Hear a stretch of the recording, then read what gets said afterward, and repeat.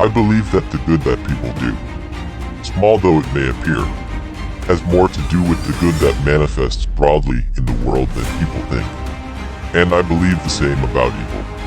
We are each more responsible for the state of the world than we believe, or would feel comfortable believing.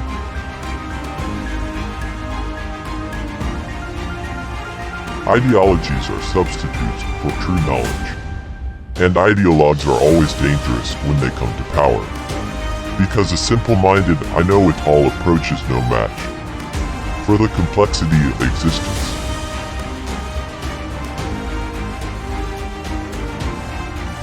To me, ideology is corrupt.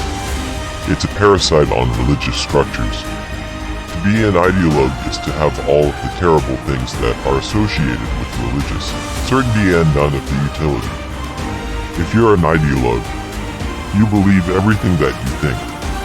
If you're religious, there's a mystery left there. You can say, well, isn't it unfortunate that chaos is represented by the feminine? Well, it might be unfortunate, but it doesn't matter, because that is how it's represented. It's been represented like that forever, and there are reasons for it. You can't change it. It's not possible. This is underneath everything. Adopt responsibility for your own well-being. Try to put your family together. Try to serve your community. Try to seek for eternal truth. That's the sort of thing that can ground you in your life. Enough so that you can withstand the difficulty of life. Women deeply want men who are competent and powerful. And I don't mean power in that they can exert tyrannical control over others. That's not power. That's just corruption. You can only find out what you actually believe, rather than what you think you believe, by watching how you act. You simply don't know what you believe. Before that, you are too complex to understand yourself. If your life is not what it could be, try telling the truth. If you cling desperately to an ideology or wallow in nihilism, try telling the truth.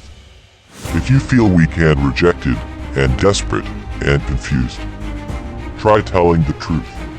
In paradise, everyone speaks the truth. That is what makes it paradise.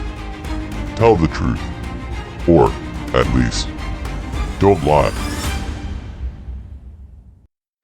You should be careful, therefore, to live your life fully, and marriage and children and grandchildren, and all the trouble and heartbreak that accompanies all of that, is much of what life has to offer. Miss it at your great peril.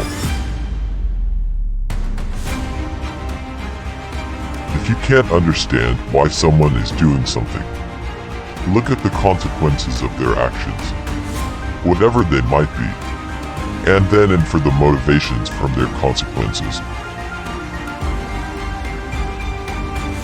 You're going to pay a price for every bloody thing you do, and everything you don't do. You don't get to choose to not pay a price. You get to choose which poison you're going to take. That's it. There's a personality trait known as agreeableness. Agreeable people are compassionate and polite, and agreeable people get paid less than disagreeable people for the same job. Women are more agreeable than men. Adopt responsibility for your own well-being. Try to put your family together. Try to serve your community. Try to seek for eternal truth. That's the sort of thing that can ground you in your life. Enough so that you can withstand the difficulty of life. You can think of the entire internet as a place where ideas embodied in cyberspace are having a war. And it's not much different than the war of gods in heaven, which has been taking place since there's been human beings.